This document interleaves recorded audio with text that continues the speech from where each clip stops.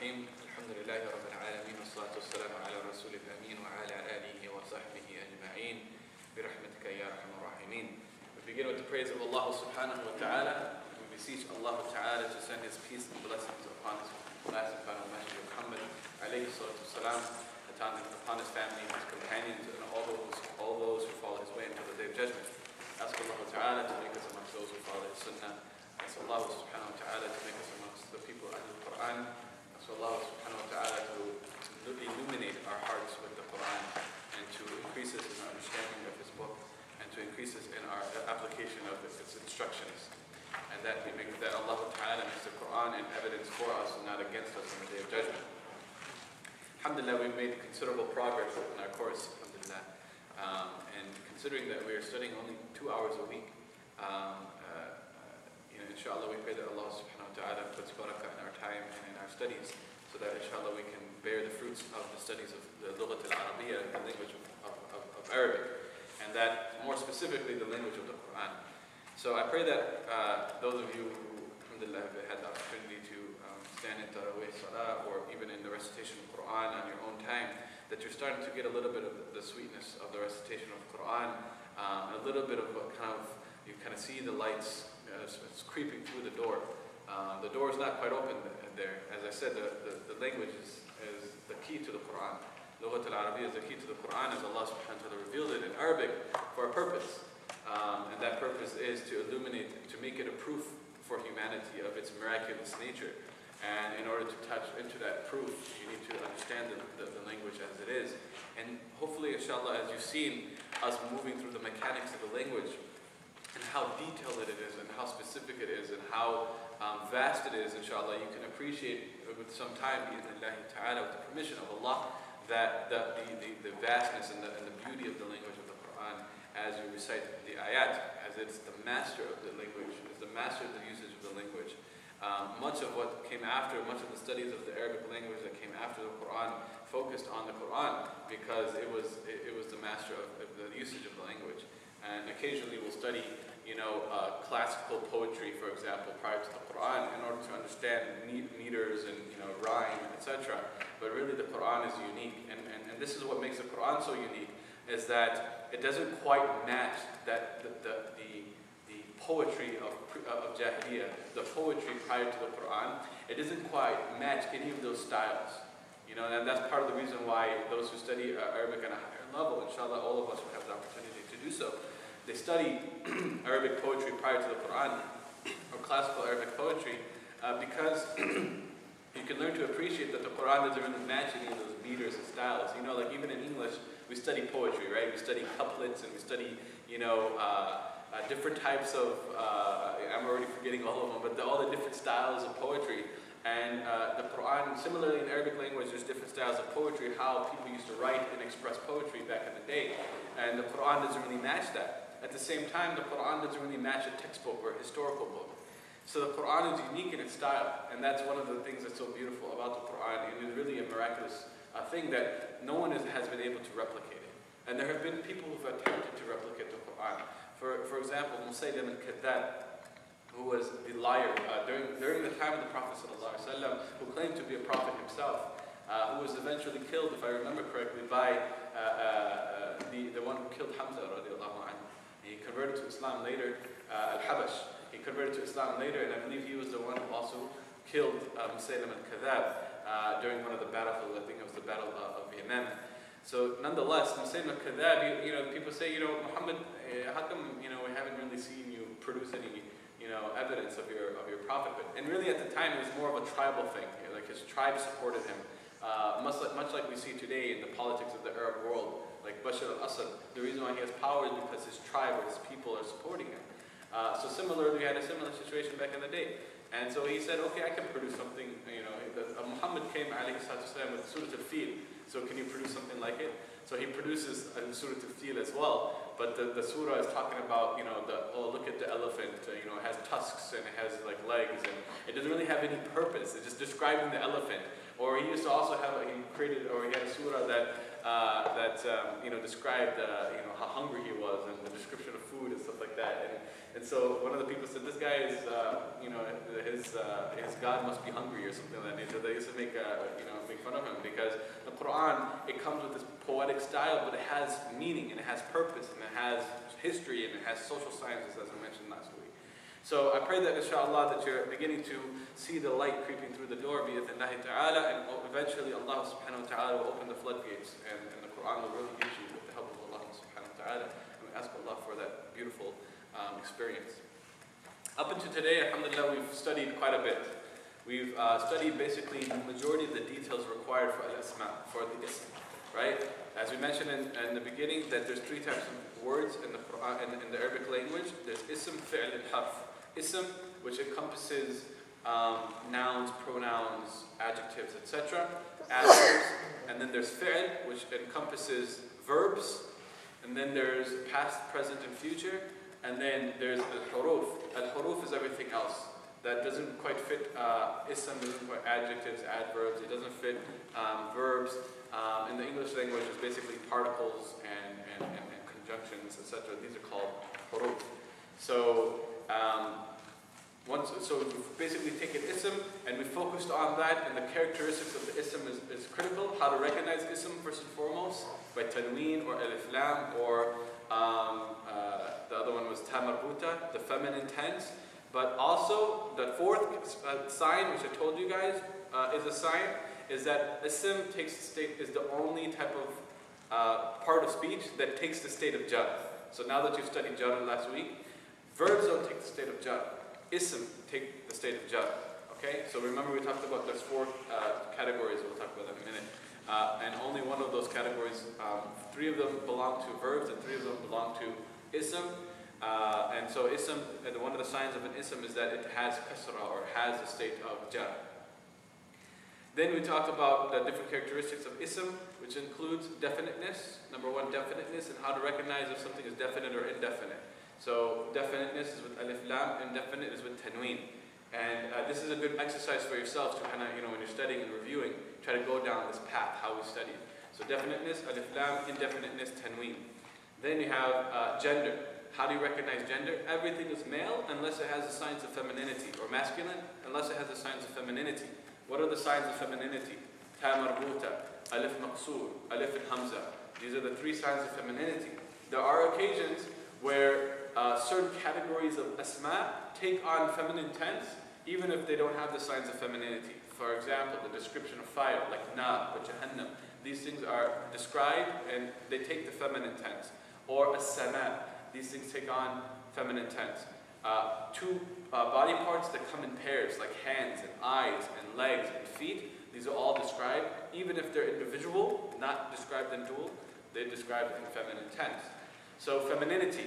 The 3rd category is al-adad, or plurality. So how to recognize if an ism is single, dual, or plural. In the Arabic language, it's not, in English, you just have single and plural.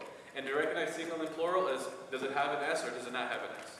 In Arabic, you have single, dual. Not only do you have plural, but you have 3 categories of plural. You have broken plural, sound masculine plural, and sound feminine plural. So plurality this is important because when we talk about the next stage, which we talked about last week, the stage of grammatical status, you need to be able to recognize what is the plurality of the word, so that you can recognize its particular sign that indicates it's in a particular grammatical state. So single is the default status. Dual has the pattern of ani or aini at the end. Ani or aini. Muslimani, muslimaini. Right? And it's either mani or maini, depending on its grammatical status. Now, broken plural is similar to singular. There's no particular pattern to it at the end of it that you can recognize that it's a broken plural. It comes through experience, and it comes through recognition. Then sound masculine plural, there always will look like either muslimuna or muslimina. This is different from maini, because you have a kasra before the ya and a fatha after the ya. Muslimina. Whereas dual is muslimaini, right? In the jar or nasab status or state. So recognize the difference between the 2, okay? Muslimaini, muslimina. Then you have sound feminine plural. Sound feminine plural is muslimatun or muslimatin. It always ends with the alif and the ta, but it's either dhamma or kasra. There is no fatha in the sound feminine plural. Okay? So it's muslimatun or muslimatin. And the thing about dual, sound masculine plural and sound feminine plural, is that the state of nasab and the state of jar look the same. So unfortunately for those particular patterns, those particular words, asma, you need to look into the context to recognize whether this word is in the state of nasab or is in the state of jar. Alhamdulillah, this is easy because there are only two reasons why a word can be in the state of jar. And those two reasons is either that this word is mudaf, or this word is, mudafun ilay, or this word is follows a harf jar, or the word follows a harf jar. And those are the only reasons why a word takes on the state of jar. If it doesn't fulfill those two qualifications, then the word must be nasab. If you see aini or ina or atin. Does that make sense? So what are the stages by which so we covered those three things. Then you have the grammatical status. What are the three states of grammatical status? So first I just mentioned plurality as how to recognize it. Now we go into grammatical status. So grammatical status, there are 4 types of grammatical states. First of all, what is the grammatical state? And we should be able to explain it rationally. And I pray that I teach this in a way that all of us, inshallah, with studies, we can teach it from our mind and we can teach it to our friends and to our family members. Bi-idhnillah ta'ala. So what are the 4 grammatical states? There's the state of rafa, the state of nasab, and the state of jar. And there's also the state of khaf or jazm. Jazm, right? As I told you, rafa and nasab and jar are for ism, for asma. So asma cannot take the state of jazm, they can only take those 3 states. For verbs, specifically present tense verbs, which we haven't studied yet, but just for completion, verbs take on the state of rafa', nasab, and jazm. They do not take the state of jar. And that's why jar is a sign of a word being ism. So we'll study verbs down the line, don't worry about that right now. So when we study ism, we have rafa', nasab, and jar. So what is the nasab, rafa', and jar? Why do we need to know these grammatical states? Is because when you put words together and start using them in compounds and in sentences, the Arabic language is unique from the English language in that for noun sentences, sentences that begin with nouns, where do you begin? Where do you know to place the is? So, for example, Muhammad is big, or Muhammad is a Muslim. Where do you know where to put that? In Arabic is Muhammad Muslimun. There is no is. There's only 2 words there. There's not Muhammad is Muslim. There is no third word. So where do you recognize where to put the is? It's by recognizing the compounds, the way words are put together and in functional pieces as part of a sentence. And in order to recognize those compounds, you need to recognize the grammatical states, because grammatical states change in order for you to recognize a particular compound. So we know, we've studied a little bit, and I haven't really kind of sat down and described compounds, that's actually next week, that adjectives, for example, that you have, how do you describe a pretty daughter, right? The pretty daughter. The pretty daughter isn't a sentence, because it has to be part of something else. You can say the pretty daughter is in the masjid, right? So if you say the pretty daughter is in the masjid, in Arabic is al-bintul jamila fil masjid. And there's no is. There's 4 words here. In English, there's 3 words. And actually there's 4 words because you add the. But the is alif lam in the Arabic language. Okay? So how do you recognize where to put the is so that you can translate it appropriately? You need to recognize that al-bintul jamila fits it's a compound of, it's an adjectival compound. Meaning, how do you recognize that? That both those words match in what? In in definiteness, in gender, in plurality, and in grammatical state. And so you know they're combined together as an adjectival compound, even without knowing the meanings of those words. And this is the process is recognizing the patterns, then the meanings will come later, inshallah, as you study vocabulary. And we're studying it along with the text. So for nominal sentences, it's important for us to recognize what are the compounds in the nominal sentence, and the way we do so is by recognizing these 4 characteristics of the ism. Now when it comes to verbal sentences, in English we say, the cat hit the mouse, right? Or more specifically, which is more commonly used in the books, in the basic books, Amr hit Zayd. Amr hit Zayd. So Amr hit Zayd. The reason why you know Amr is the one who did the action is because it came before the verb, right? Then you have the verb, and then you have the object of the verb. So the subject is Amr, the verb is hit, and the object is Zayd. And so in English, you know that based on order. You know what is the subject, what is the verb, and what is the object of the verb based on order. But rather, in Arabic, order doesn't matter. In fact, order is changed in different ways, especially in the Quran, to fit rhyming schemes and to fit emphasis, for example. So if you want to emphasize the object, you put the object first. So in Arabic, those words, those 3 words, can be ordered in 6 different ways. It could be, and this is the most common way, ضرب عامر زيدا. ضرب عامر زيدا. And I'm not writing all this down because we covered it last week, and it's on the board and it's in the video, inshallah. But I want all of you who may have missed last week, inshallah, to kind of listen and comprehend. And we're going to review it a little bit more thoroughly in the next stage, okay, through practice. So, ضرب عامر زيدا. This means, in English, Amr hit Zayd. But really, it is he hit, Amr did, Zayd. And if you want to translate it literally, because the verb comes first. Then Amr, the one who did the action, comes next. And Zayd came last. But it doesn't matter. I can say Amr ضرب زيدا. Or I can say Zaydan ضرب عامر. Or Amir. Right? So, Amir. So I could say ضرب زيد عامر. It doesn't matter, all of those are correct. But how do I know that Amir is the one who did the action and Zayd is the one who was hit, or is the one who received the action, or is the object? You know that by un and an. You know that by the grammatical state. Okay? So we'll talk about that today, inshallah. Why is it important? And so today, inshallah, I wanted to kind of solidify the concept of grammatical status by giving some examples in English, or some examples or some analogies. So for example, as human beings, we experience all sorts of emotional states, right? We're sad one moment, we're happy the next moment, we're angry the next moment.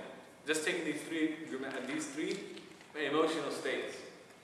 So I come to you and I see you. I say, man, are you sad today? And you say, wait, how do you know that? Well, because you're frowning, right? Or you say to me like, well, you look angry. Like, what do you mean I look angry? Well, you know, your eyebrows are like tucked in, and you know, you're like sweating, and your eyes are bloodshot, right? So you know that I'm angry because of the expression on my face. Similarly, grammatical states. You can recognize that a word, you can say, oh, this word is raf.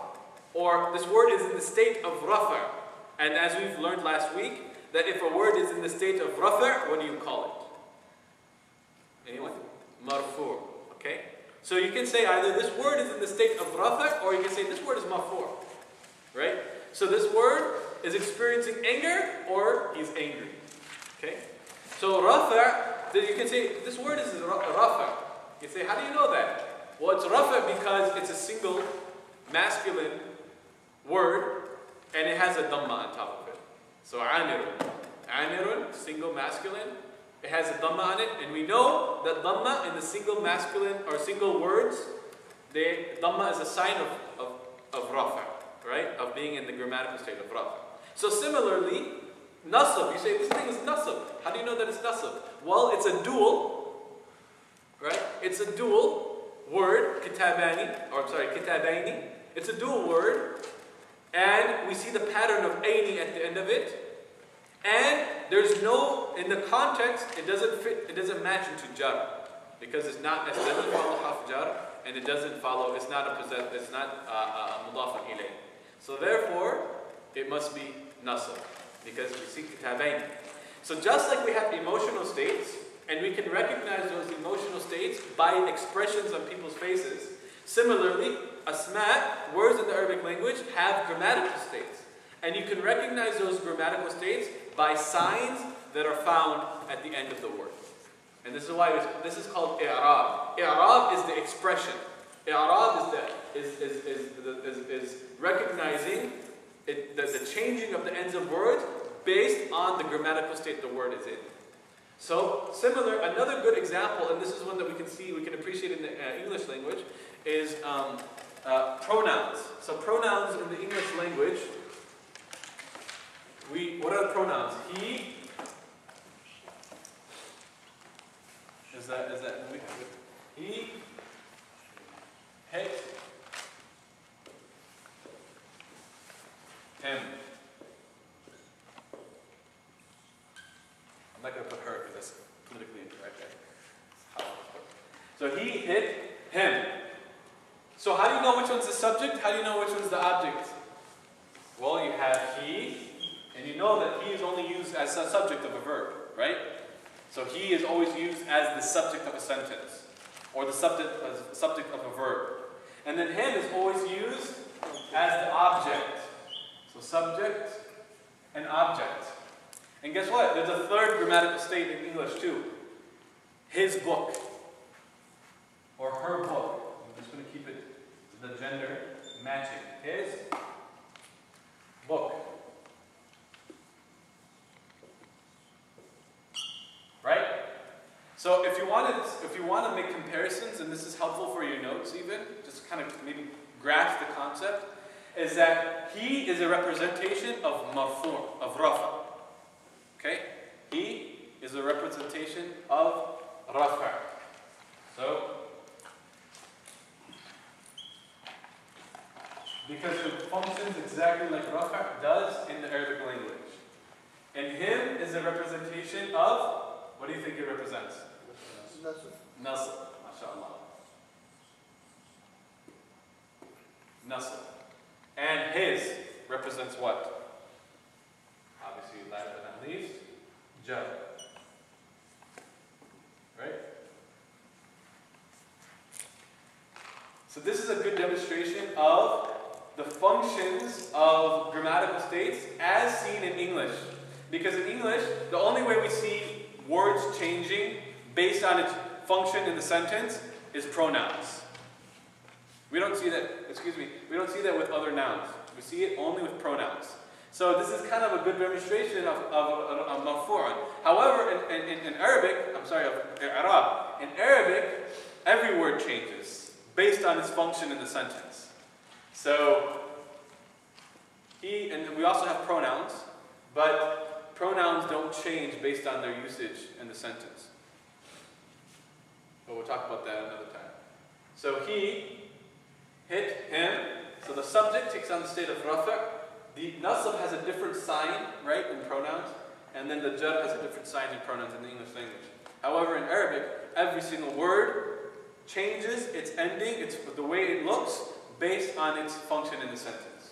So you can write that down quickly, inshallah, if you haven't already. And then we'll move on, inshallah, to the next stage, as we talked about. So having said that, so those two examples in English, or analogies, I hope, inshallah, help us understand the concept of grammatical state a little bit better. And so if we understand the concept a little bit better, inshallah, we'll be able to kind of move on and understand the stages or the steps of identifying the grammatical state. So what are the steps of identifying the grammatical state as we talked about last week? And this will be the focus, inshallah, of today, and then we'll practice a little bit, inshallah.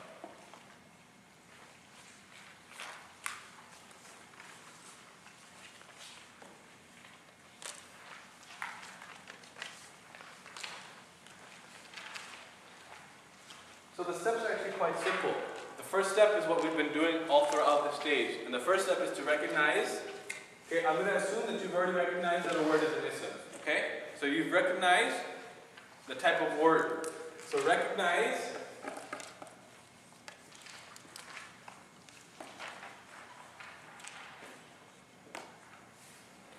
the ism. Okay?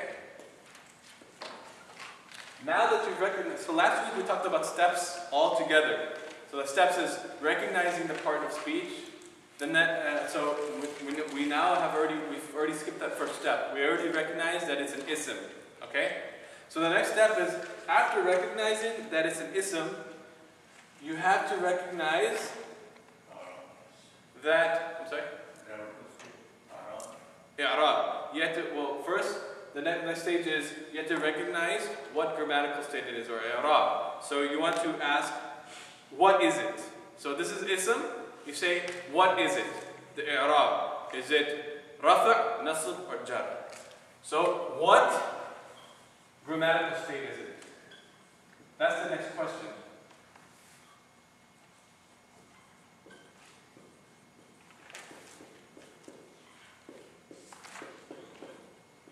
So is it rafa',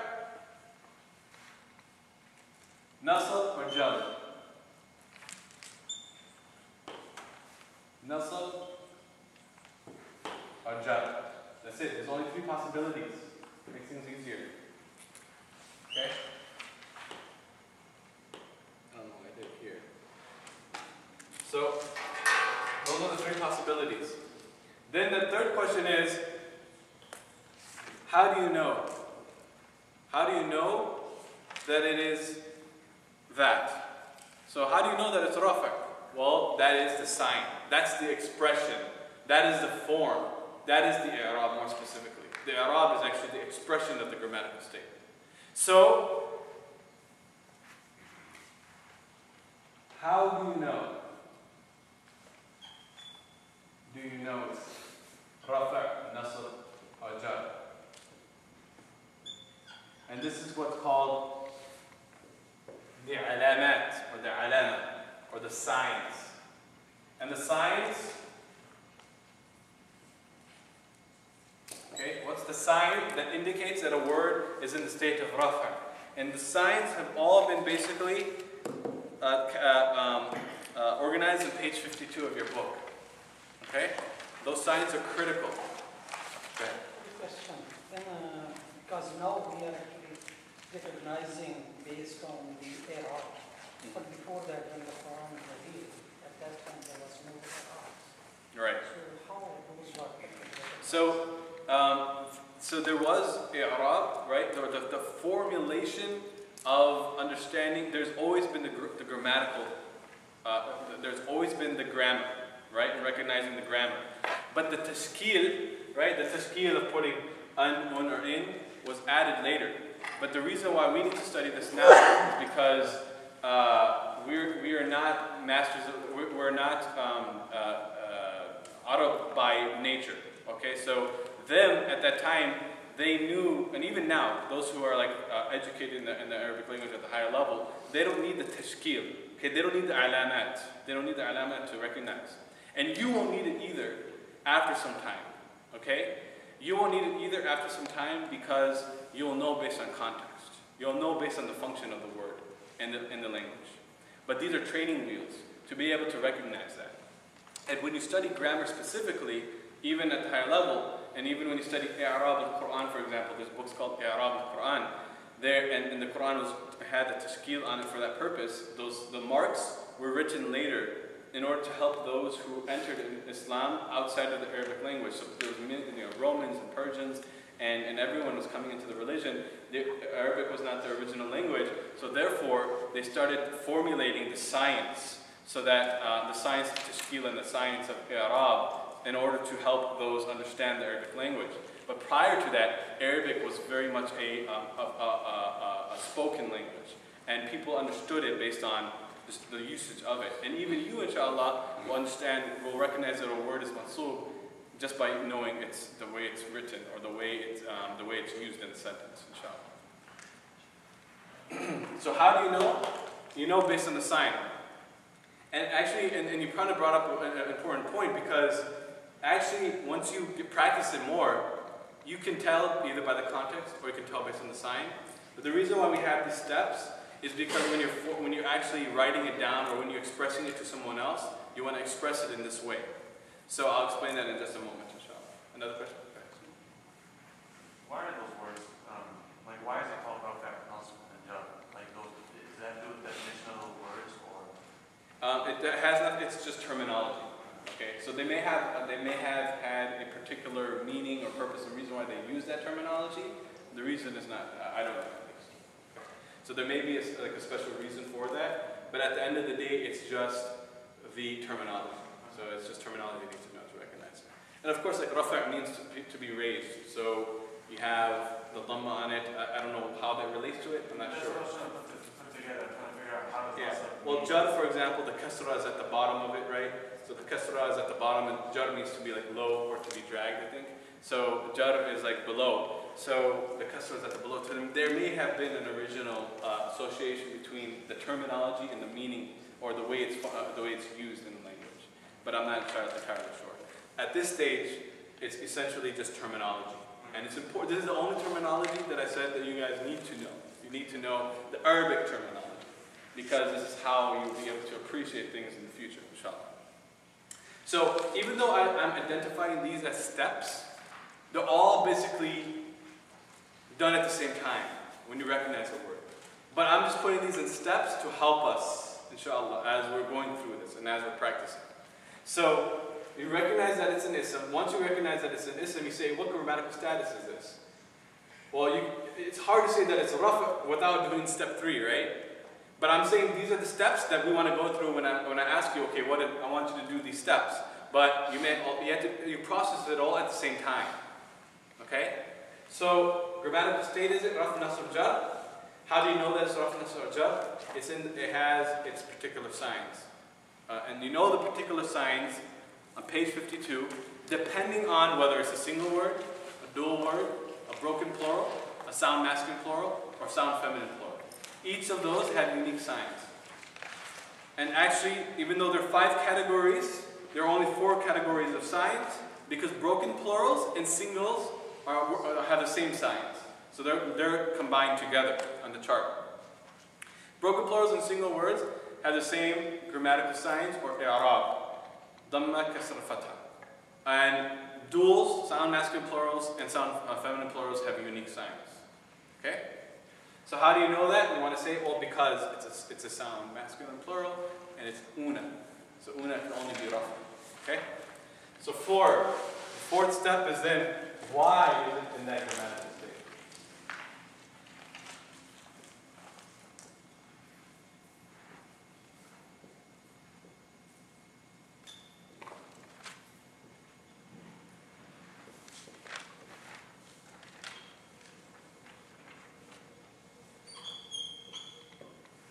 Okay?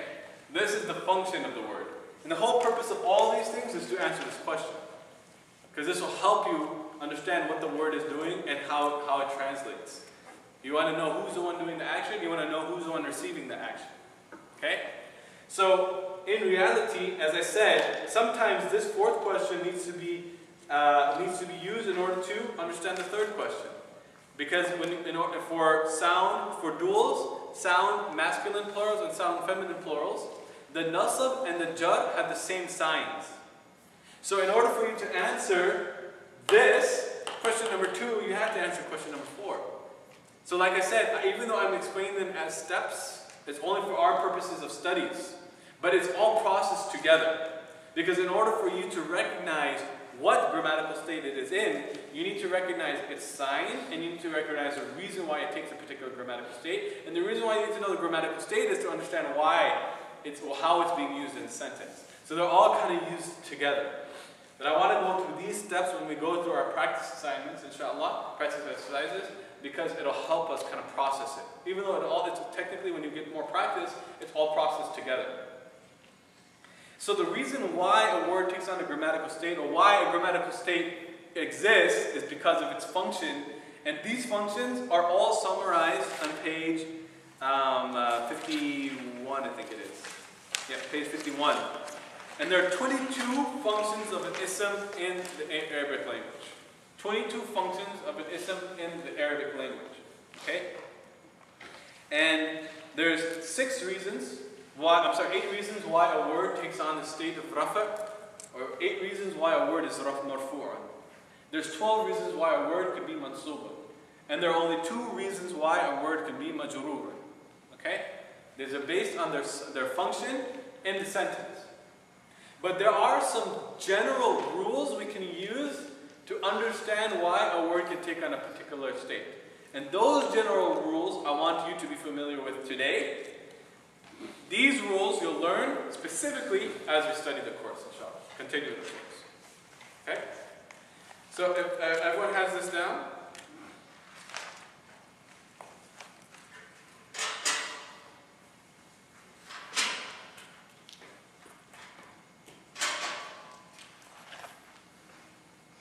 So what are some general rules?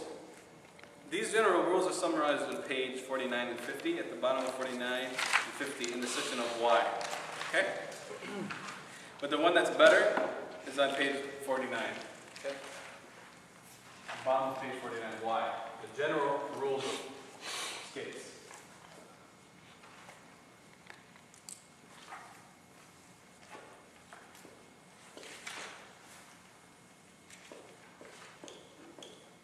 Of ism function, okay?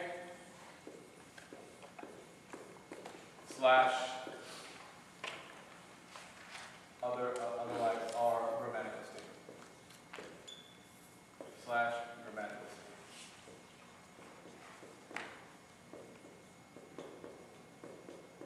Number 1, for rafa.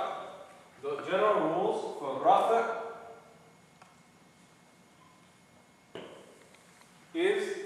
this is the default status of all ism. So that's a general rule. If there's no reason for nasab and there's no reason for jar, you must be rafa. Okay? So rafa is the default status. Default. If you can't see a reason for a word being nasab or a word being jar, default is rafa. More specifically though, and less specifically than what's covered on page 52, it's typically the subject of the sentence. Okay? So this is also important. Subject. That's also a good general rule. It's typically the subject. The subject can either be the one being it's the one who is being described in the sentence. So for a nominal sentence, Amir is in the masjid. Amir will be the state of rafa because he's the subject. The rest of the sentence is describing Amir. What is Amir doing? Where is he at? What is it? Etc. All those things are details about Amir. Therefore, Amir, if you translate that into Arabic, will take the state of rafa. Okay? So it's the default status or it's the subject of the sentence. Number 2, nasab.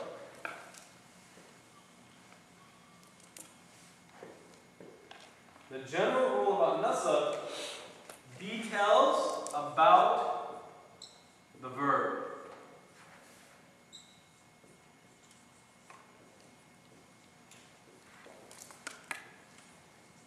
Okay? So the majority of the 12 reasons why a word is mansub, so from 1 through 6, all of those, 1 through 6, all relate to verbal sentences. 1 through 6 all have to do with verbs. Okay? So what do we mean by details about the verb? Basically adverbs. Either they're describing the verb or adjectives describing the subject or the object. So, for example, I hit Muhammad. So I'll give an example on the side.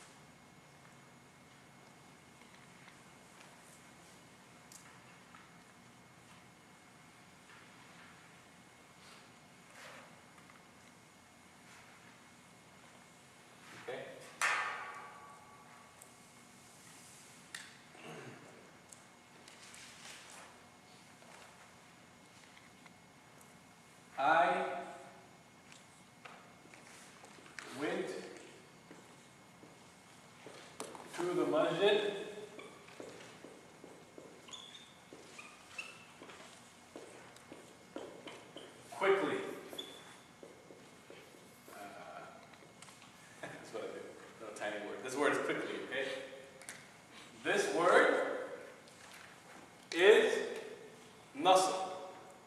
Okay? In Arabic, this is ذهبت.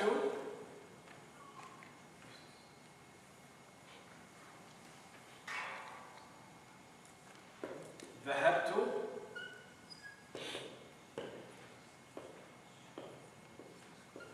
إلى المسجد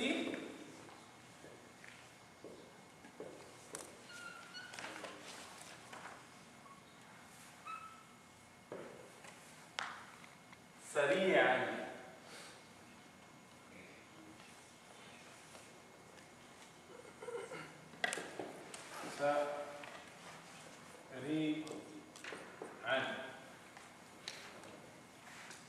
Right? إلى المسجد إلى المسجد سريعا. ذهبت. ذهب means to go. This is in the past tense. And you'll recognize that pronouns are connected to verbs in the past tense. So ذهبت, to means me, I'm the one who did it. ذهبت إلى, which means to go, to or towards.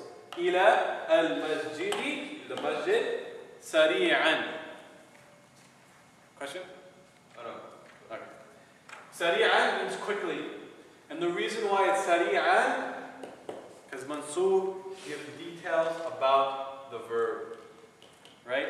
It's an adverb. Sari' quickly means it's describing wind. Similarly, sari'an is describing wind. Okay? So, I can also use an example as you're writing this down. I went to the masjid, and even though you can't describe this with only one word in English, but in Arabic you can describe it in one word. I'm going to use a Quranic example actually, it'll be better. And Surah Al-Jum'ah, the end of Surah Al-Jum'ah, the Prophet is describing the Prophet ﷺ giving a khutbah one day, and the whole purpose of Surah Al-Jum'ah being revealed was that one day the Prophet ﷺ is giving khutbah. And as he's giving khutbah, a caravan returns to Medina. And it's a huge caravan, it's like shaking the ground. So all these camels and animals are coming. So obviously it's an exciting moment. Everyone's like, oh, the caravans are here, let's go. It's time for business and trade. So the Prophet ﷺ is giving khutbah, and the majority of the companions, radiallahu anhum, get up to leave to go see what's in the caravan. So Allah subhanahu wa ta'ala rebukes them and teaches them that was inappropriate. And so Allah says, and I'm going to say it in English first,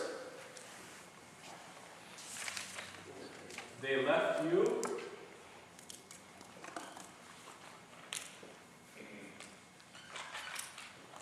standing, or while you were standing.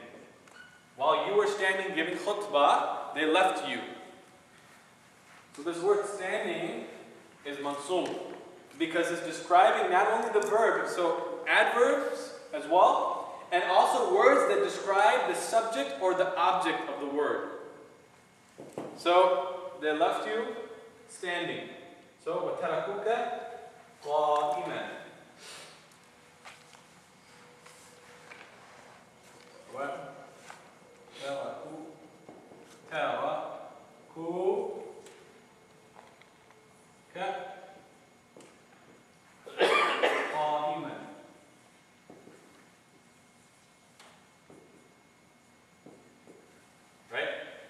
وَتَرَكُوكَ قَائِمًا.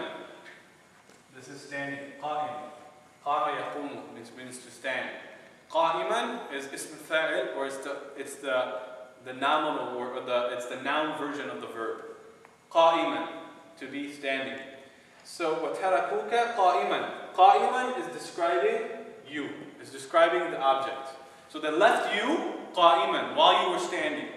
So I'm giving you this as a demonstration that is describing the verb, or it can describe the subject of the verb, or it can describe the object of the verb.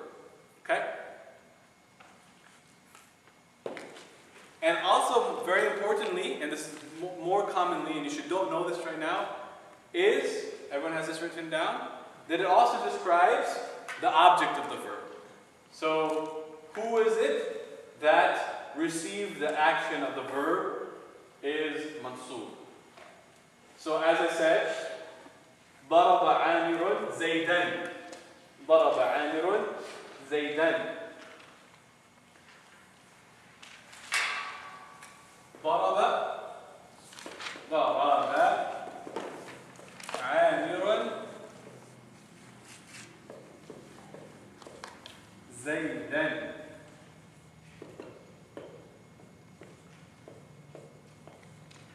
زيدا. So how do you know who's the one who did the verb?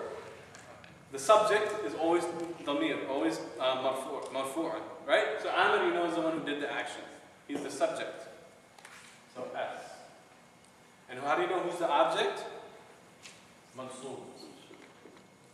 Object. So the object of a verb takes on nasab. So all the details of a verb, whether it be describing who's the one who received the verb, who's the one who's the object, meaning how the verb was done, so describing the verb, in what manner the person performing the verb did the action, quickly, while standing, etc. All of these things are described in the state of nasab. Okay? So that's a very good kind of like, because that's basically a half of the reasons why a word takes on nasab. And the other half, I'll talk about later, in just a moment. Okay? So, details of verbs, default status, nasab. And jar are two reasons only. Before you erase that, Yeah. would that be?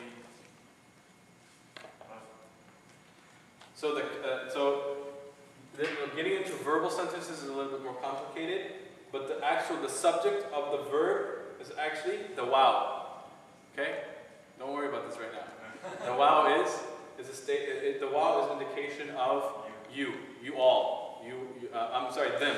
They all, right? Taraku, cat. The cat is actually mansubun as well. It's a damir. We haven't talked about damir, the grammatical states of dama'ir. Okay? That's later. The grammatical states of dama'ir, it's very simple even. Okay? But I'll leave it at that. Okay? We're not going to go into it. Cat is you. The cat is you, yes. And the wow is the ones performing the taraka. Taraka means to leave. Wow, it indicates they are the ones who are leaving. And cat is the one who's receiving the action of leaving. They left you qa'iman. Don't worry about this, okay? In just one word, you have three words. This is why it's important to study sarf, okay? And nahu.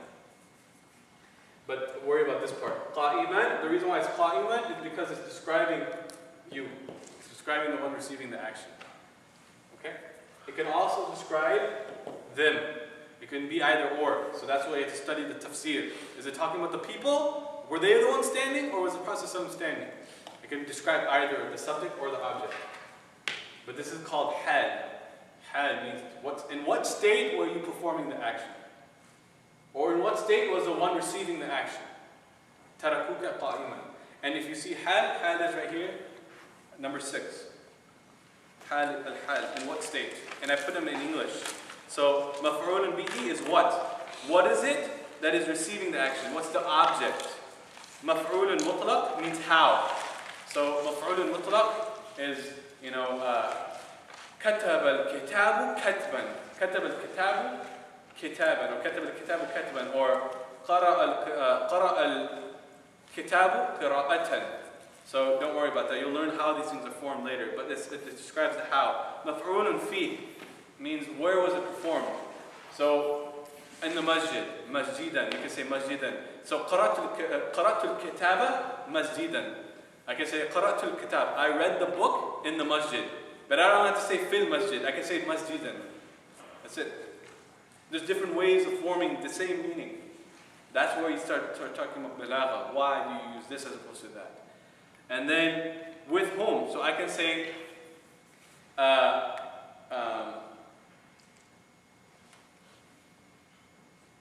not going to go into this. It's a little bit more complicated. So let's leave it there. Okay. So with whom? So you can say with Zayd.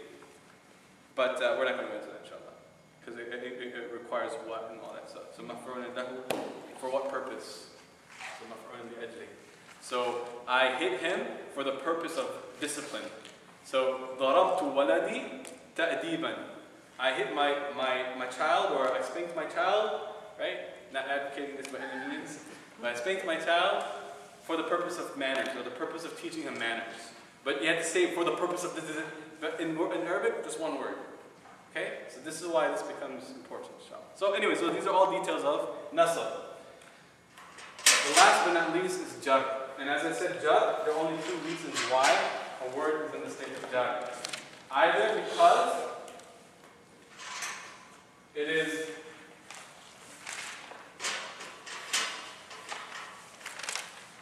the possessor of something.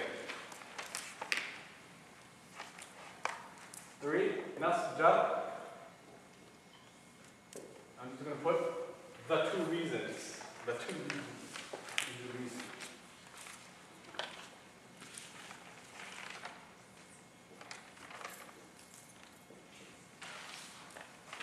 Okay? There are only two reasons.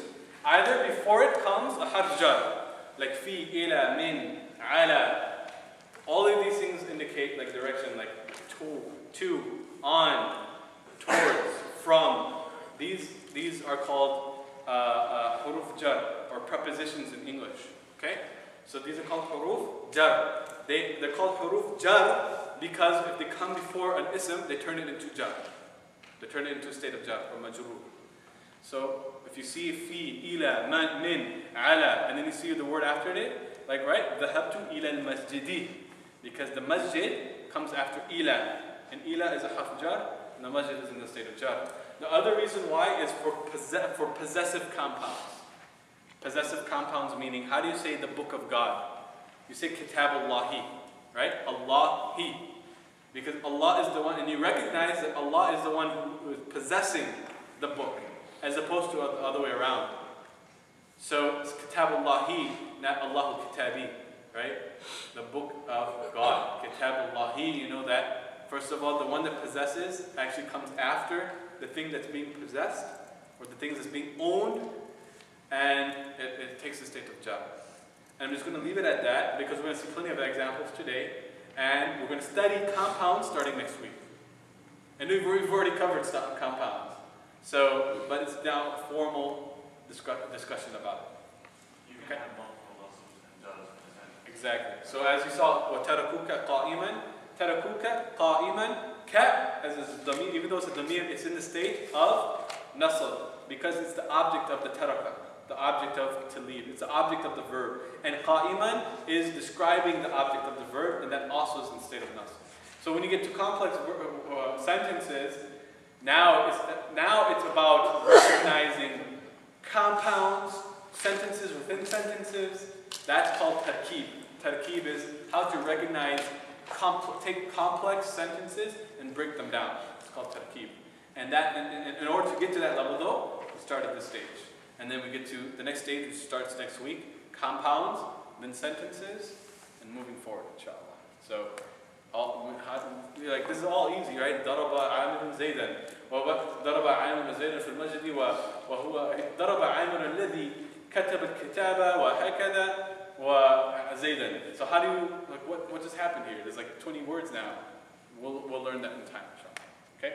And part of the reason why, if you guys saw my email, why I wanted to study Qasas al-Nabiyyin before we get into Surah Al-Baqarah is because it starts off simple and becomes more complex, and it's a good stepping stone before we get into Surah Al-Baqarah. And it's good practice. So as of week 16, which is only like 6 weeks away, in about a month and a half or so, we're going to start reading Qasas al-Nabiyyin, or stories of the prophets. And specifically, it's going to be the story of Ibrahim and the story of Yusuf, which is the first book. It's 3 volumes, that book, by Imam al-Nadawi. This book is made specifically for students of the Arabic language. So that book, we're going to study the first book, inshallah, and then we're going to go into Surah Al-Baqarah after that, inshallah. Okay? So, practice is going to make things easier for us, inshallah. So today we're going to practice this, and then you'll know, inshallah, you'll get practice as to how to identify, why, etc. And then if I refer to something as the reason why in Mansur, I'll point you to the number, like this is number 5 or whatever, inshallah. The book by Imam Nawawi, is that without tashkil? The book by Imam Nadawi is with tashkil. And I'm going to email you guys the book, And inshallah, I'll work with the Hassan, inshallah, get them printed as well. And we can also purchase the books, inshallah. They're like international publishing companies and stuff to find it. But it's a very common book in Arabic Madaris. Okay? So we'll take a break right now, inshallah. These are the reasons why, the general rules. The default or subject, details about the verb, including the object. I'm going to put it here because the subject is here. Including the object. Right? And then jar, the two reasons. That's it. So take a break, inshallah, and grab a Quran in the break, because afterwards we're going to start going through some surahs, inshallah, and practice with this, inshallah. Two reasons as to why a word, 22, more specifically 22 reasons why a word can be in a state of a particular grammatical state. And I gave you those general rules. Subject or the default status is rafa'. The details of a verb or the object of the verb is nasab. That's over half of those. 12, 6 of them are related to verbs. And then jar are only two particular reasons. Either their possession, the mudaf ilayh, or the thing that possesses a word, or they come after a harf jar. So the other reason why a word can take a particular grammatical state is what's known as awamil. Awamil are included in 22 places for grammatical states. So the awamil are basically agents. We call them agents. So they're agents that act on a particular word. Okay, the agents are usually huruf or verbs. So there's either harf or it's a fi'l. And basically if it comes before an ism, it'll change the function of that ism, or it'll change the i'rab of that ism. And the two most important ones, or the most common ones in the Quran in the Arabic language, are what's known as the agents of inna, and kana. Okay? So inna and kana. So both of these are the most important ones. And we're not going to study them now, but I want you to know. So for example, say inna Allah ghafurur rahim. Inna Allah. Why is it ha? Because inna is it's an agent that functions on lafz al-jalala, Allah, and turn it into the state of nasab. And kana Allahu alaykum raqiba. Kana Allahu raqiban alaykum. So kana functions on Allahu lafz al-jalala, keeps it in the state of rafa, but it turns the second ism into the state of nasab. But don't worry about that right now. Just understand that there are many other ones. There's 100 awamil.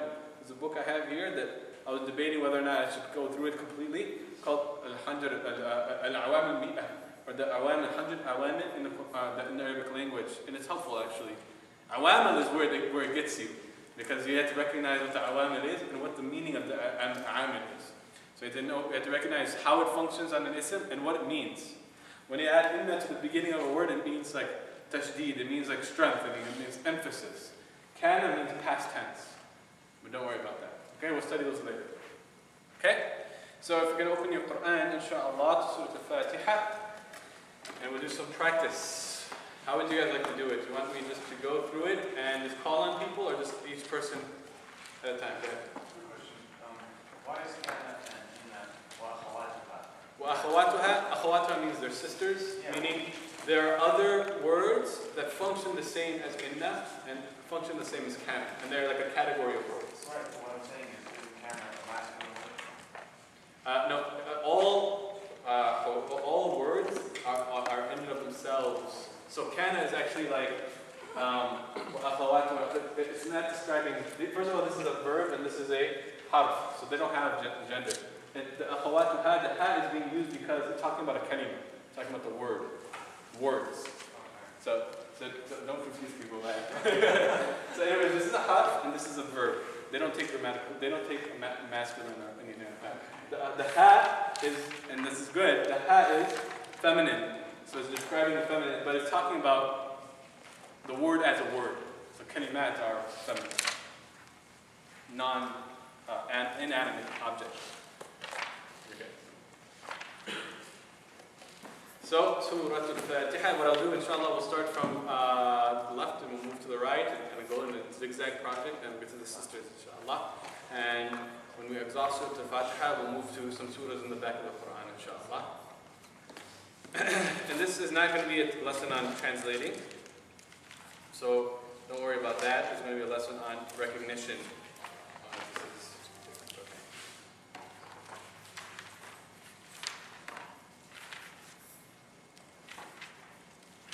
So what I'll do is I'll recite, or I'll say the verse, starting with A'udhu Billahi Minash Shaitanir Rajeem.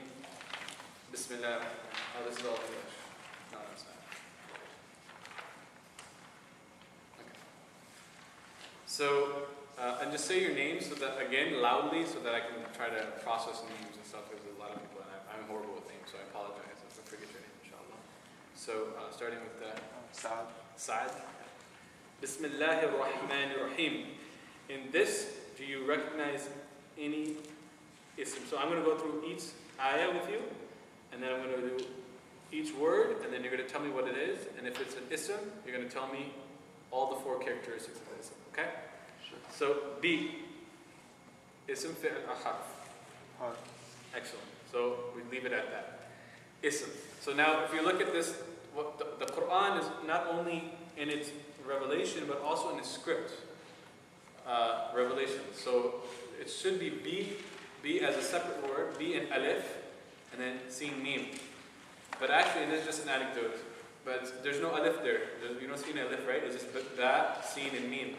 And this is the way it's supposed to be written in the Quran. Even though if we read it normally, it would be like B, alif, and then sin, mim separately. There's no alif here. And some of the ulama, and you get into tafsir, some of the ulama, they say, because you begin with the name of Allah subhanahu wa ta'ala, and therefore you should begin, it should be part of the first initial word. So B is actually part of the initial word, as opposed to being a separate word in and of itself. So it should be the first word even. So that's why it's written there. So it's kind of beautiful, but it's simple. So ism. Ism, what state is it in? Or what is it? I'm cheating for you. Is it harf, fi'l, or ism? Hint, the word is ism. I mean, it's ism, but Okay, I don't know excellent. how or Okay. why. So now it's ism. We recognize that it's ism. How do you know that it's ism? What are the 4 reasons why a word can be, what are the 4 signs of ism? Either it has tanween. Does it have tanween? No. Does it have alif lam? No. Does it have ta marbuta? No. And then the 4th reason is being in the state of jar. Yes. Yes. Follows about. Okay. So again, all these things are processed together, but I just cheated for you in the beginning, just for your practice. So now we recognize that it's an ism, because it's not a fi'l, it's not a harf. Now tell me, is it definite or indefinite? It is definite. Excellent. And the reason why it's definite, even though it does not have alif lam, is because it is mudaf, it is possession, the name of Allah. And you look at the thing that is possessing it, and this is a little bit more complex, but you look at the name that is possessing it, and you see, is it definite? So the word Allah, lafdul jalala, is definite. So therefore, the thing that Allah owns is also definite, even though it does not have alif lam. But don't worry, inshallah. So bismi, it is definite. Okay. Single, dual, or plural? Single. Excellent. Male or female, masculine or feminine? Masculine. Excellent, because there's no signs of femininity. So now the next question is, what is its grammatical state? Majrur. So now that we know that it's ism, we ask, what is it? So what do you think its grammatical state? You said it? I think majrur. Majrur. Excellent. What is the sign that indicates that it's majrur? The kasra under the. Excellent. The kasra. And why is it majrur? Because it's. There's only 2 reasons why a word can be majrur. It has the preposition the. Excellent. Before. It has a harf jar before it, the preposition before it. Excellent, excellent. Now, next word, Allah. So when we discuss Allah in grammar, we say lafdul jalal, I mean the name that is elevated. So elevated, the majestic name. So out of respect to Allah subhanahu wa ta'ala. So Allah, ism fi'l harf. Ism. Excellent. How do you know that it's ism? Allah, the name. It's a name, that's one way. Alif lam. And alif lam, excellent. Now, is it definite or indefinite? Definite. Excellent. Alif lam. Is it masculine or feminine? Masculine. Masculine. Is it lafdul jalala? Is it what's the next stage? Single, dual, or plural? Single. Single, of course, it's Allah. And the last state is what grammatical state is it in? You said this alif lam is called alif lam, Yeah, but then Allah cannot be without alif lam. of course, of course. So- But it's integrated into the name itself. Alif lam is there. Allahi would be majroor. Yes, Again. it's majroor. How do you know that it's majroor? There's a kasra there. Kasra, and then, And the next question is why? um, There's only Fol- two reasons why a word can be majroor. is it followed by the li? No, it doesn't have a lead before it. But it's not. It doesn't have harf jar before it. Okay. It's because it's the possessor of. It's part of a possessive compound. Remember, because Ismillah, Okay. Ismillahi. So Gotcha. Ism is the name of Allah. That in the name of Allah. The thing that comes after, the thing that possesses the name or possesses the thing before it, it is majroor.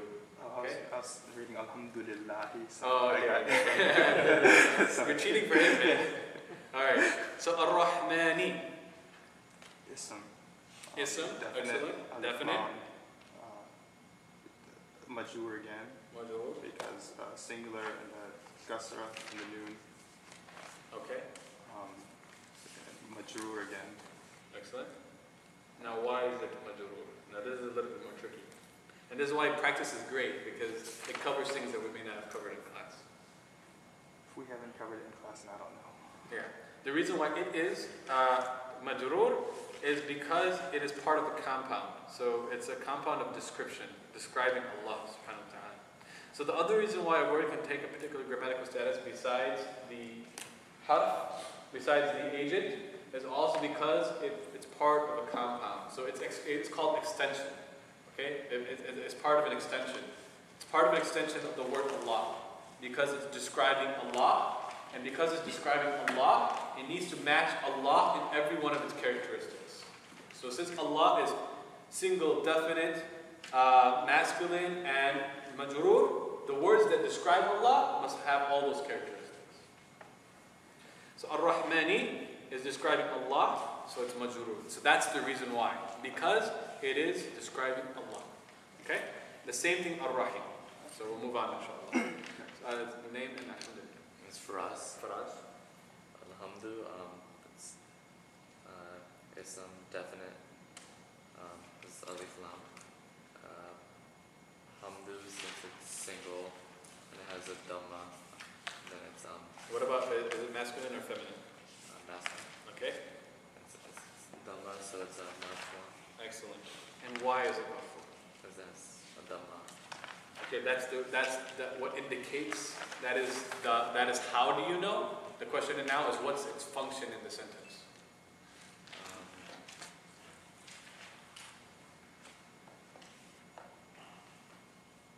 Anyone want to phone a friend? Do they even have many It's a names? subject. It's a subject, excellent. Remember, you can just say either default, which you would have been right, or you can say subject. So you're right. Alhamdulillah. Subject, excellent. Now, lillahi. So li is actually comes before Allah, okay? So it combines. So I'm going to give you that li is a separate word. So is it ism, fi'l, or harf? Li.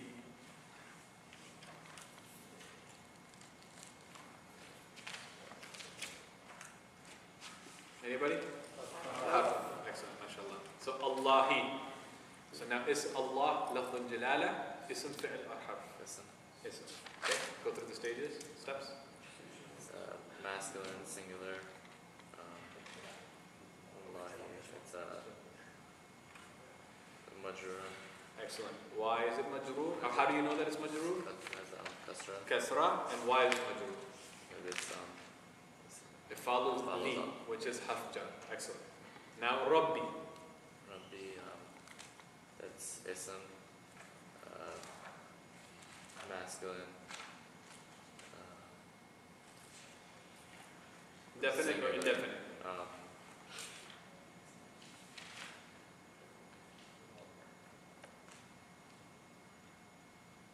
it's So- describing the Lord, but So it's definite because it's a possessive.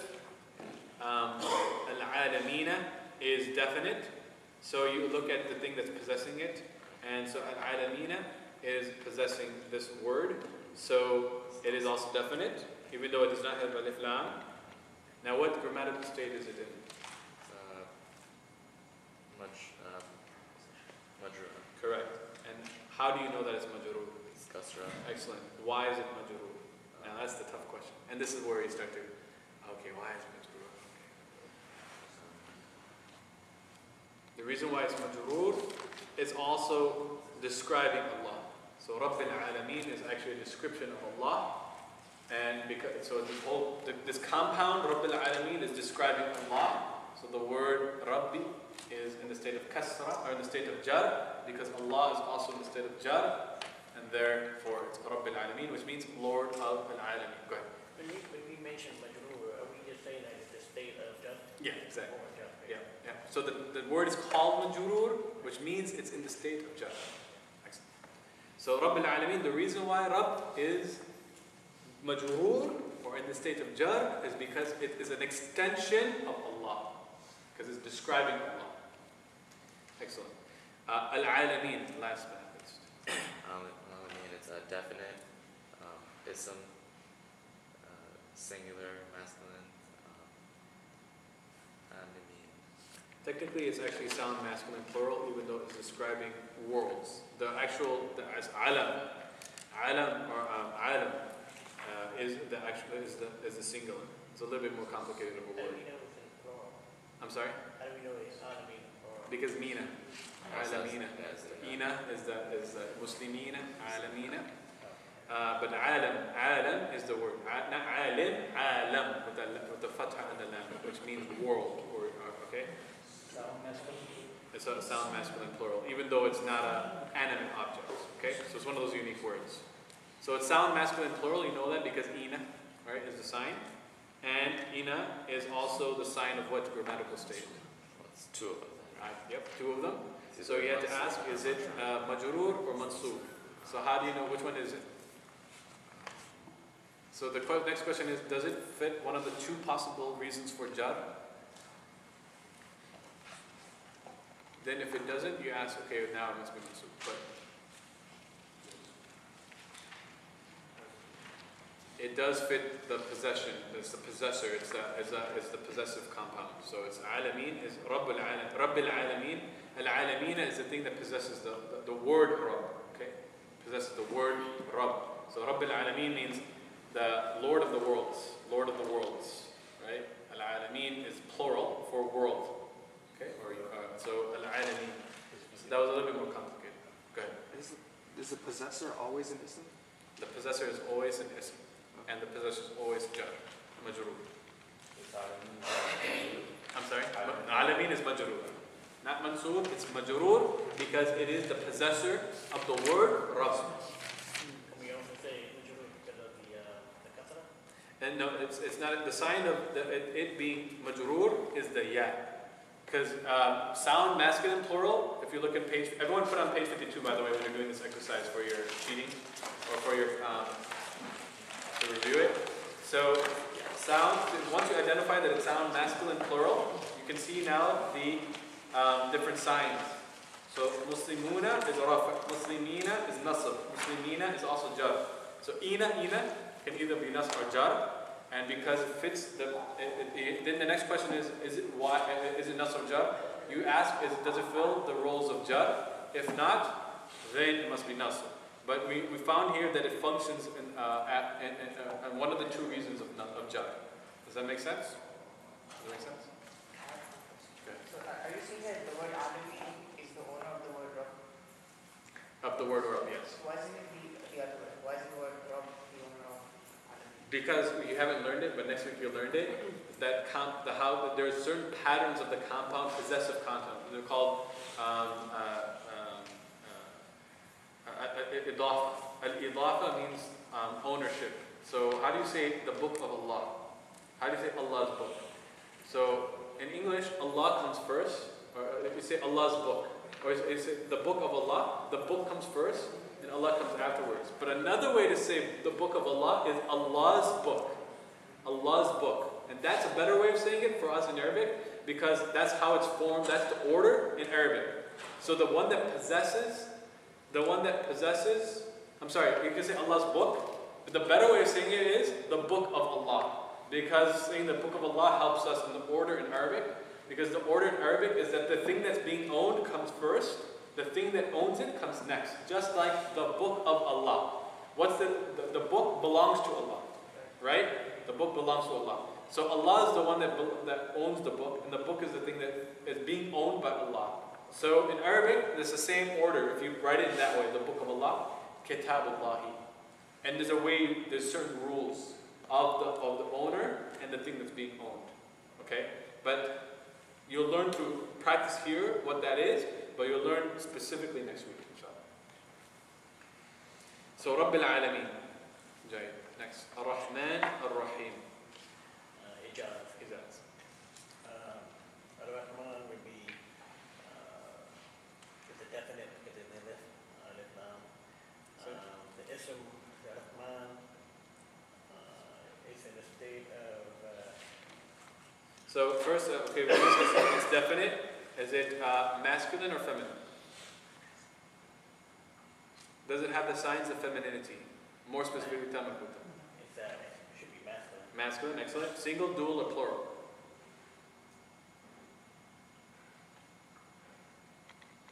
Should be single. Excellent. And now you can say what the grammatical state is. So, Rahim. Rahman. Rahman and Rahim. Rahim would also follow the same state. So it Yeah, everything is the same for Rahim. everything's So, the same. It's the definite. It's the state of nasab. yep. No, And it's masculine. don't say the state. State is last. So it's definite, Yes, it's definite. single, masculine. Single and male. Okay? Now for both of them, they're both in the same grammatical state. Is it nasab, raf, nasab, or jar? It should be nasab. Why do you say nasab? Because they're both attributes. They're both describing. What are they describing? You're correct in that part. They're describing Allah subhanahu wa ta'ala. Excellent. So, They have to have the same grammatical state as Allah subhanahu wa ta'ala. So what is the grammatical state of Allah subhanahu wa ta'ala? You're right, everything up until one thing, which is, it's majrur. You said nasab, but it's actually jar. And the reason why you know it's jar is because of the kasra. And the reason why is because it's describing Allah. So you can have multiple adjectives, alright?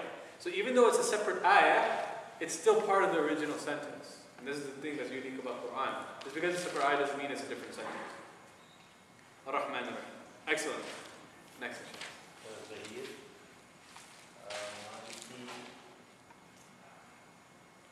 Ism, fi'il, aha. Ism, Okay, excellent.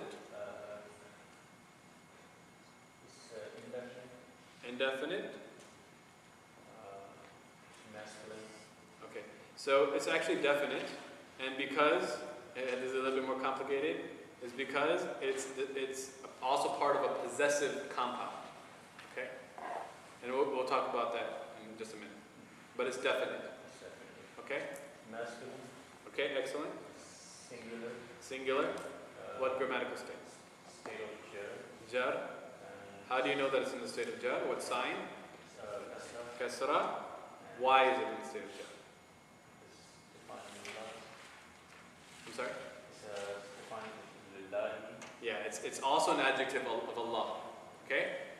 Maliki is also an adjective of Allahi. Lillahi is continuing. All these things after it are adjectives. And the reason why you know they're adjectives is because they match in all the categories of an ism. Now the question is, how do you know that it's definite? Because Maliki Yawmuddin is actually master of the day of the judgment. So it's actually a possessor of a possessor. So it's possessor of a possessor. Or possessor of a possession. So Maliki Yawmuddin. So Yawm is the possessor of the word Malik, and Ad-Din is the possessor of the word Yawm. So all those words, they won't have Alif Lam, because you cannot have Alif Lam for that. You'll learn that inshallah next week. But that's the reason why it's definite is because it's describing Yawm. Yawm is definite because it's describing Ad-Din. Ad-Din is definite. Or it's being owned by the word Din. And Din is the word definite. Okay? So it gets a little bit more complicated. But hopefully you're seeing this, inshallah, next week it all just kind of come together, inshallah. So Maliki, okay, excellent, perfect. Now Yom. Yom is indefinite. Okay, so Yom is, first is ism? It's indefinite. Ism. Okay, it's actually definite, because for the same reason. Okay. Yeah. Okay? Masculine. Masculine, Singular. singular. Now what's the grammatical state? Kasra. Or the grammatical state is? Jar. And the reason, how do you know that it's jar? Kasra. And why is it kasra?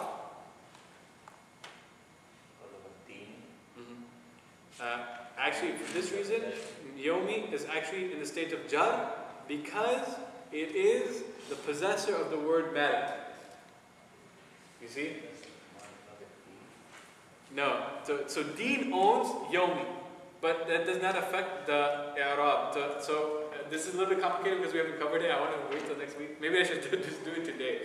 But the Yomi is in the state of jar because it is the possessor of the word Malik. And anytime something is the possessor of something, it is in the state of jar. Okay? If you don't understand it now, that's perfectly acceptable. But next week, I'm going to make sure you guys understand it. Okay? In the sentence, you can only have one, like for a word, you can only have one possessor. Yeah, you can only have one possessor. That's correct. And so, but the thing is, so Maliki is being owned by Yomi. So the possessor is Yomi. Malik is the belonging. And then, but what happens is Yomi is also being possessed by the word Deen. So therefore, Yomi also needs to fulfill certain rules. And the rules of the thing that's being possessed is that it cannot have alif lam.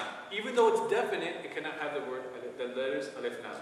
So the reason why it doesn't have the letters alif lam on it is because it's being owned by something. And the thing that is being owned by is a deen. But it's also owner of something. It's also the owner of Malik. So the sign that indicates this word is the owner in the compound of adjective of possession is that it has the state of jar. Okay? This may not make sense now, but it will next week, inshallah, and we'll go through this exercise again. Excellent. Ad-Din, okay. Ism, definite. Excellent. Singular. Masculine. Excellent. State of jar. Excellent. How do we know that it's in the state of jar? Kasra. And And why? possession. Exactly. It's the possessor of the word Yawm. Okay? Alright, next. Okay, Ibrahim. So, Iya, this is ism. So Iyaka is a damir, it's a special damir, don't worry about it. So it is an ism, but it's a pronoun. Says Iyaka is that one word. Iyaka is technically two words, but it functions as one word. And it's a special type of damir. It's a damir that comes at the beginning, a special type of pronoun. So don't worry about Iyaka. Next one is na'budu. Is this a word? Yes. So, it's Na'budu is a verb, it's a present tense verb, and it's in the pattern of we are the ones doing it. So na'budu, we worship. What? The word what? the word what? That's touch. Excellent. Iyaka, it's a damir, okay? So, Nasta'in, that's also a word. Verb, excellent. So I'm going to let you go to the next sentence, next ayah. Ihdina. Ihdi. Ihdi is a verb, a command form of the verb. Na is damir that's attached to the verb and is the object of the verb. Don't worry about it. As-sirata. Okay, it's ism, Ism, singular, singular, and definite or indefinite. it's definite. Okay? And this is Masculine or feminine. masculine. Okay? And Mansub. mansub. How do you know that it's mansub? It's the sign. What is the sign? It's a fatha. Fatha. Why is it mansub? So as-sirat is the path. I'm sorry? So as-sirat means path, right? Yep. So the reason why is because it's the object of the verb or the command verb ihdi. So ihdina as-sirata. So it means guide us. It's not to the sirat. There's no ilah here. Do you guys see ilah? So you see guide us to the right way. But there's no to there. And that's the way it's translated because that's the way English works. But if you understand the Arabic now, which you guys do, alhamdulillah, as-sirata is the object of the verb ihdi, which means to guide. Guide us, it's a command. Oh Allah, please guide us. Or it's called talab when you're asking Allah. You're asking Allah, oh Allah, guide us, na as-sirata. It's not to, but it's actually guide us upon, through. It incorporates all those meanings. So guide us to, on, upon this sirata, this path. Okay? So in English, though, you can't really translate that. So you have to say to the right way. But it really indicates guide us upon, to, through the right way. As-sirata al-mustaqim. So when you're talking about the object of this sentence, is it both as-sirata and al-mustaqim or is it just one? So it is both na and as-sirata. Okay? Now we're going to get to al-mustaqima. So you tell me al-mustaqima, what's going on. Okay, so it's ism. Okay? Okay? And it's Mansoob.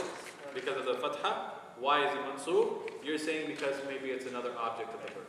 But actually, do you see, when you learn next week, you recognize that it's part of a adjectival compound. Remember, adjectival compound means that is describing the word that comes before it, and it matches in all four characteristics of the verb, the word that comes before it. So it's actually describing the word sirat.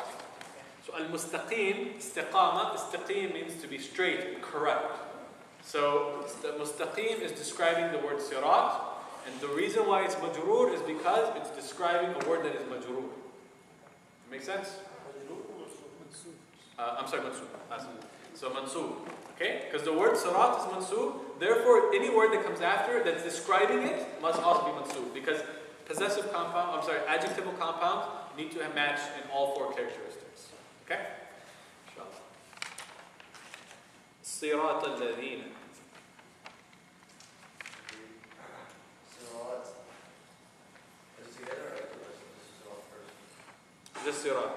Sirat is this one. We just talked about it. So, it's mansoob. The fatha makes it. Mansoob, correct? Is it definite or indefinite? It is definite. It is definite. And the reason why it's definite is because it's actually describing alladhina, right? The word alladhina. Yeah. Okay? Is that all? And it's mansoob because of fatha. Why is it mansoob? Because it is, it goes with the next word. But it describes Aladina. You're close. It does describe something. Does anyone know what word it's describing? As-sirat. Correct. So it's actually a continued description of the word as-sirat. Is it possessor of the first one? It's not a possessor. It's actually an adjective of as-sirat. But it is, you're correct, and that it's being possessed by the word alladina. And alladina is a special type of ism. It's called ism al-mawsul. So we're not going to discuss that right now. Alladina always stays as alladina. Okay, it's actually called mabni. Remember I told you there are special isms last week? So there are some that take on, that all ism take on a grammatical state, but not all of them change their form because of various reasons. So alladina is actually mansoob, it's actually majroor, but it doesn't have a sign of majroor because it's a special type of ism.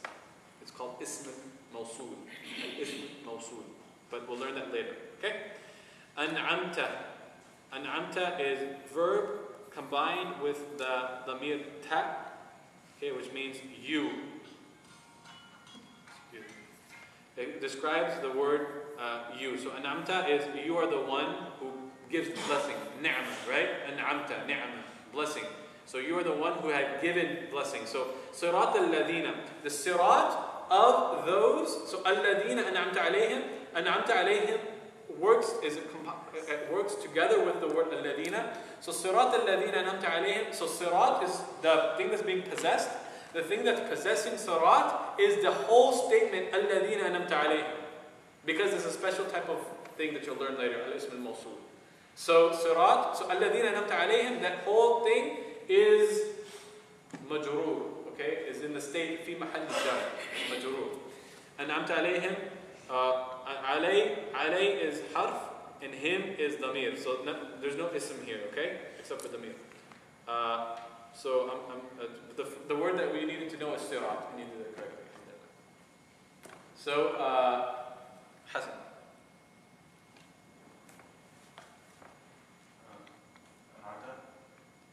غير. Oh, sorry. غير. It's either an ism or a harf or neither of. It is a special type of ism. It's called dharf. So it is a dharf is a special type of ism. So it doesn't fit all of those things that we talked about. So it doesn't take definite. It always stays and this, without alif lam.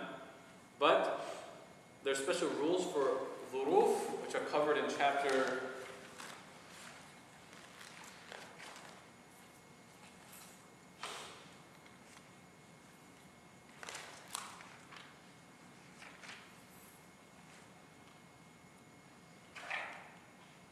Somewhere. Adverbs, I think it's called. But later, Dhuruf may be covered under, special adverbs. Chapter 15.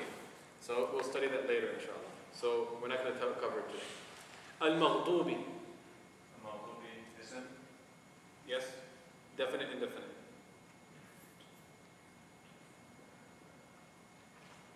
I think it's definite. Correct. And because alif lam, single, dual, or plural?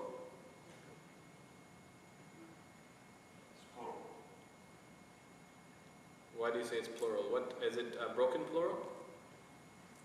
I'm saying plural because of the word after. It's saying alayhim. Yeah. So single, dual, plural, you can know just by the word itself. So alayhi, the him is describing something else.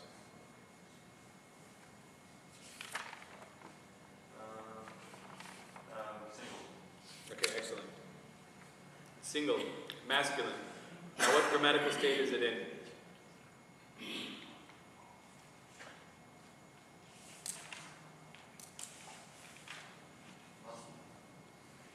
Why do you say it's nasab? How do you know that it's nasab? It's either nasab or jar.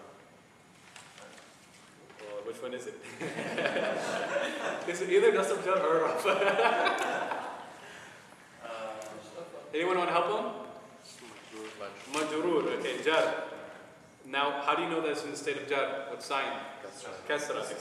Now, why is it in the state of jar? It's because it's actually the possessor of the word ghayr. And there's special rules for ghayr and other dhuruf in chapter 15. We'll study them, okay? Alayhim, okay, you have harf, and him is damir. Wala ad-dalin. Wala, wa is harf. La is also harf of negation. Ad-dalin. Bali is ism. Male. Plural. Okay. Right? I'm sorry, I'm just thinking about this for a second, just make sure I don't get this wrong.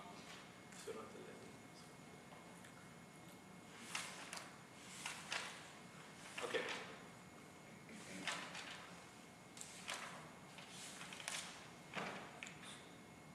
Okay, so it's a ism, definite, male. What is a plurality? Single, dual, or plural? It is plural. It's a sound masculine plural. And what is its grammatical state? So sound masculine plural, muslimina, muslimina, can either be what? Mansub or majrur. So the next question is, does it fit the rules of majrur? Yes. It does because of, isn't it that?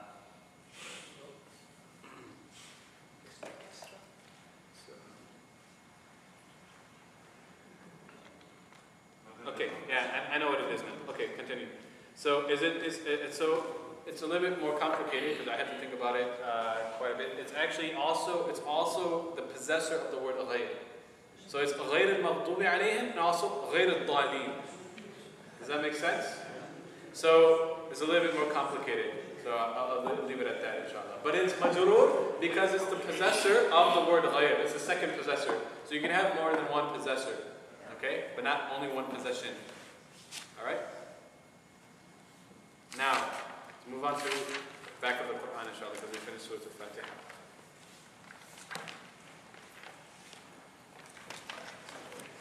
Let's see what surah would be good. We'll go with Surah Al-Ikhlas.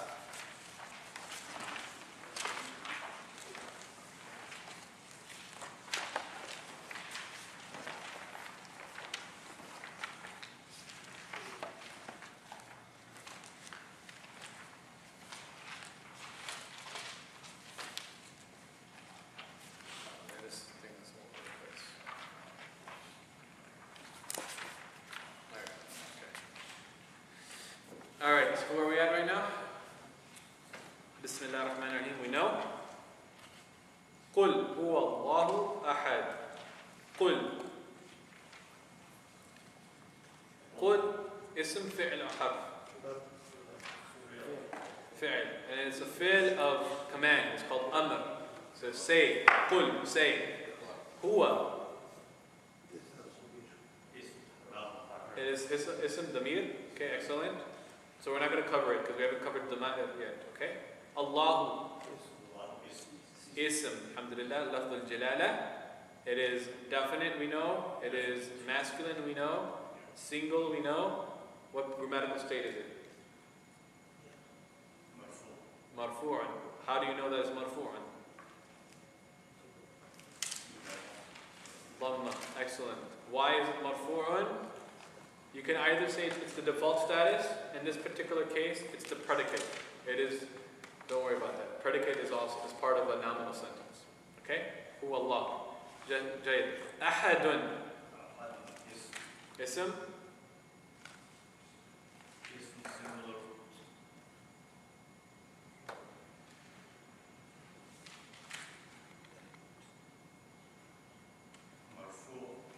Excellent.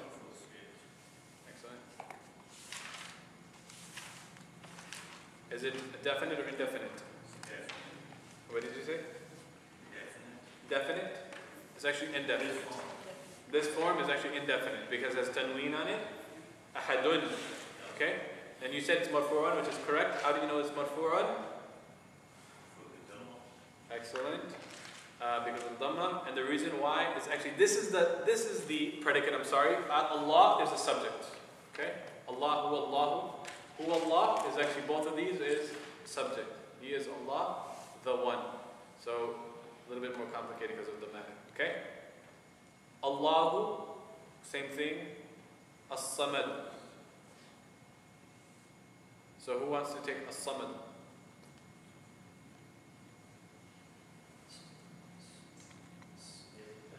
Just like the hadith is. Actually, I don't want to cover these surahs because they're so small and they have a lot of verbs and not so much. So let's go actually back to Surah Al-Baqarah.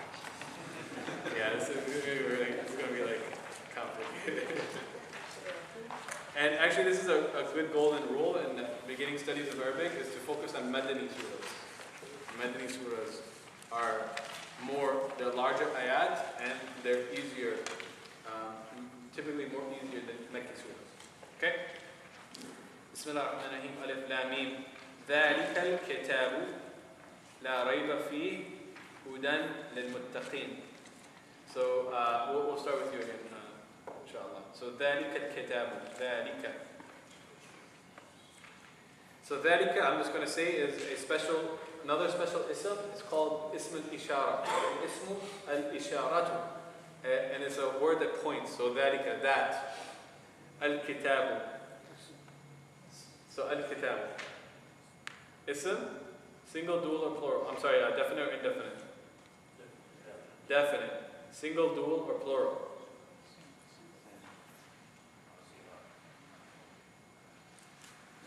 Single. Masculine or feminine?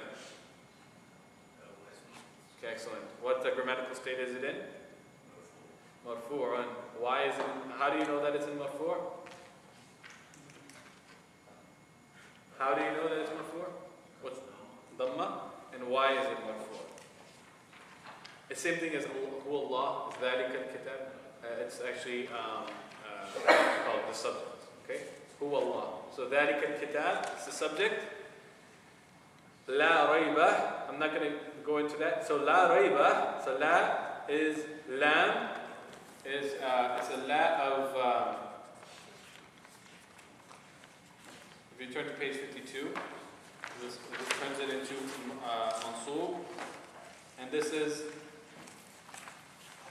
khabar ma wa la mushabbahatain bilaysa.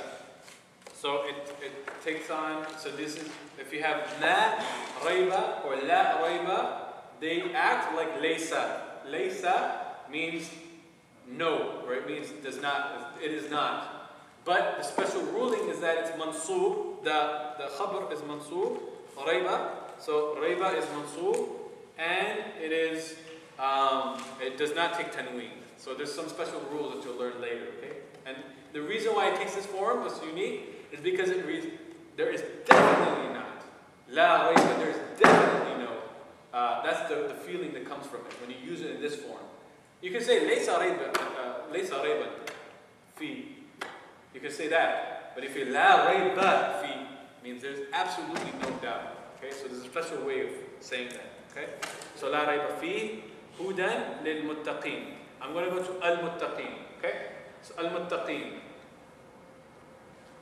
Ism fi'l or harf? Ism. Definite or indefinite? Yes, excellent. So definite or indefinite? Definite. Single, dual, or plural? Plural. What grammatical state is it in? Okay. How do you know that it's mansub?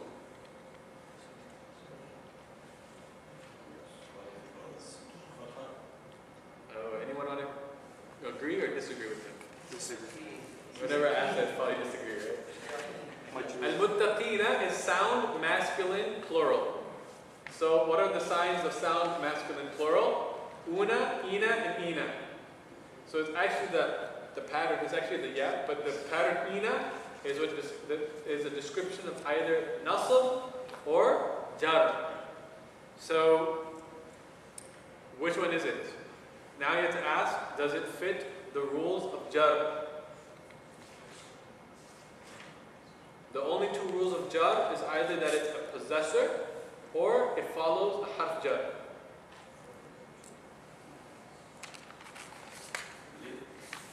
Yes. Excellent. Inshallah. So what is it? Majroor. Excellent. Let's do one more inshallah and we'll conclude for today inshallah.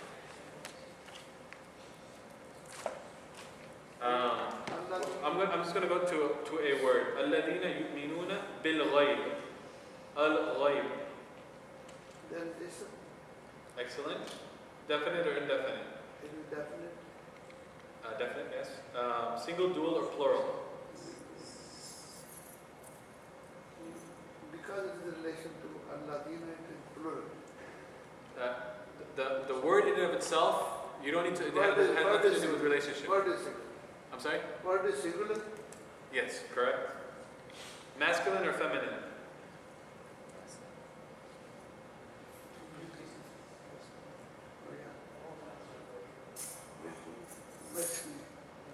Okay. Excellent. Now what grammatical state is it in?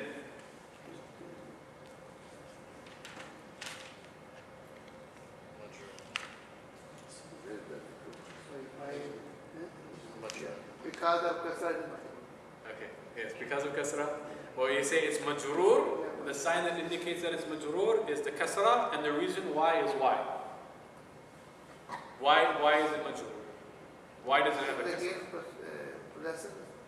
I'm sorry? It's possessive, that's it. Yes, correct. It's no, it's not possessor, I'm sorry. Harf jar fi. Yeah, the bat is a harf jar. Excellent. And you know, we haven't learned all the huruf jar, but inshallah you'll learn these. You're starting to get patterns now, inshallah. Excellent. Does any one of the sisters want to do one? No? Okay. So then I'm just going to do the last one, inshallah.